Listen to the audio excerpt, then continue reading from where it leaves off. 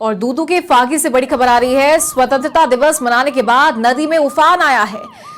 समेलिया गांव में 30 स्कूली बच्चे फंसे हुए हैं। आसपास के क्षेत्र के बच्चों को गांव में परिवारों ने शरण दी है। फागी एसडीएम राकेश कुमार लगातार पूरे मामले की मॉनिटरिंग कर रहे हैं। तो नदी में तेज उफान के कारण बच्चे घर नहीं जा सके। नदी में उफान कम होने के बाद उन्हें सुरक्षित घर पहुंचाया जाएगा।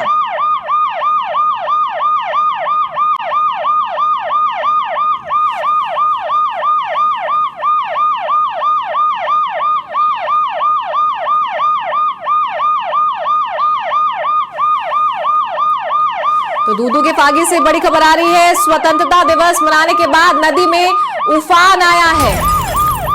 समेलिया गांव में 30 स्कूली बच्चे फंसे हुए हैं। कल स्वतंत्रता दिवस पर कार्यक्रमों का आयोजन हुआ था, जिसके बाद समेलिया गांव में 30 स्कूली बच्चे फंस गए हैं।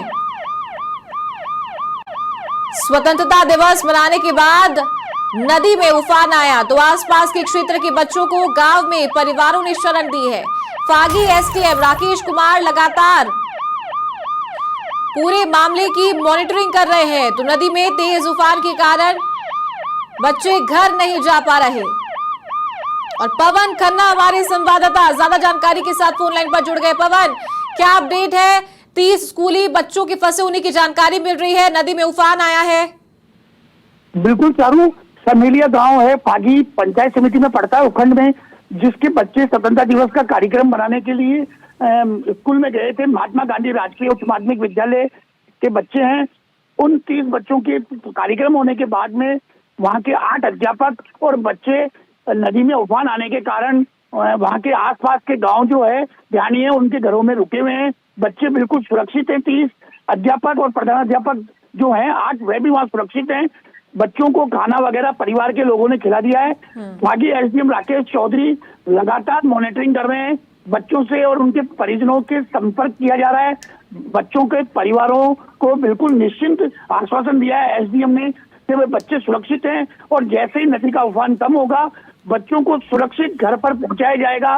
बच्चे कल दोपहर 2 बजे से वहां फंसे हुए हैं घरों में। और इसके बाद एसडीएम ने एसडीआरएफ टीम को, बाकी अन्य टीमों को मौके पर बुलाने के लिए कह दिया है। परंतु नदी में उफान तेज होने के कारण बच्चों को अभी निकाला नहीं जा सकता।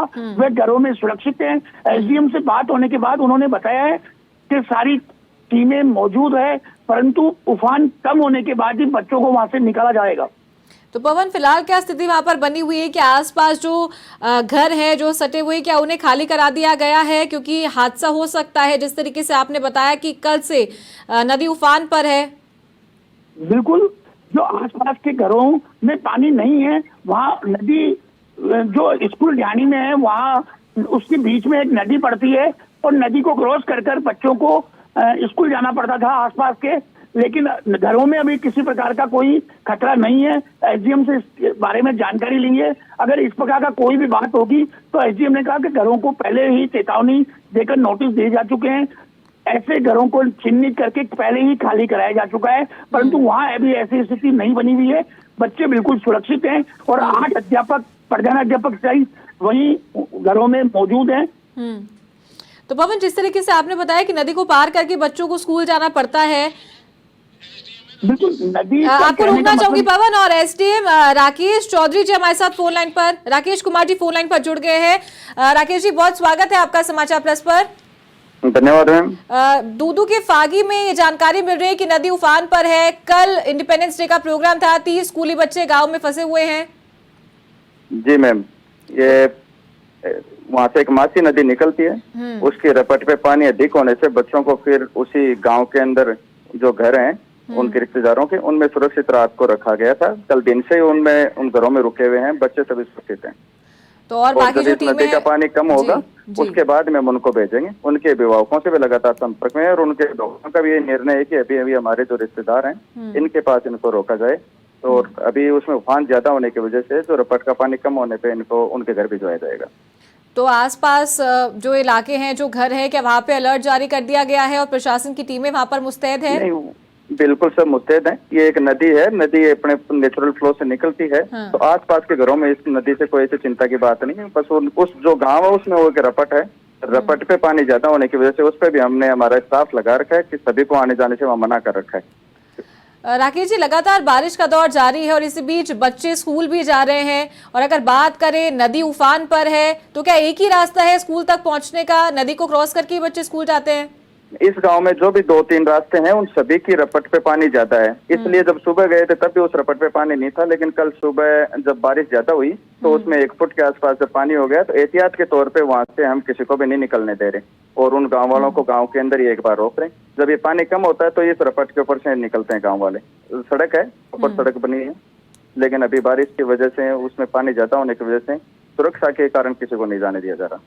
ठीक है, बहुत शुक्रिया आपका राकेश जी हमारे साथ जुड़ने के लिए। तो ये थे Phagi SDM Rakesh Kumar, phone line पर हमारे साथ जुड़े थे। जानकारी उन्होंने दी है कि बच्चे पूरी तरीके से सुरक्षित हैं और उनके जो परिजन हैं उनके घर पे हैं वो।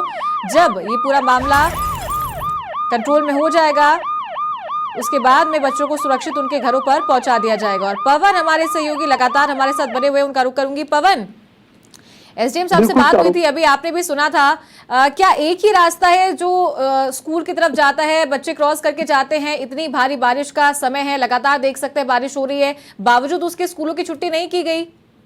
बिल्कुल, चारों के लिए स्वतंत्रता दिवस होने के कारण कार्यक्रम के लिए बच्चे वहाँ आए हुए थे और छोटे बच्चे 5वीं तक के जो बच्चे हैं उनकी बिल्कुल छुट्टी थी और स्वतंत्रता दिवस होने के कारण बच्चे स्कूल में मौजूद थे।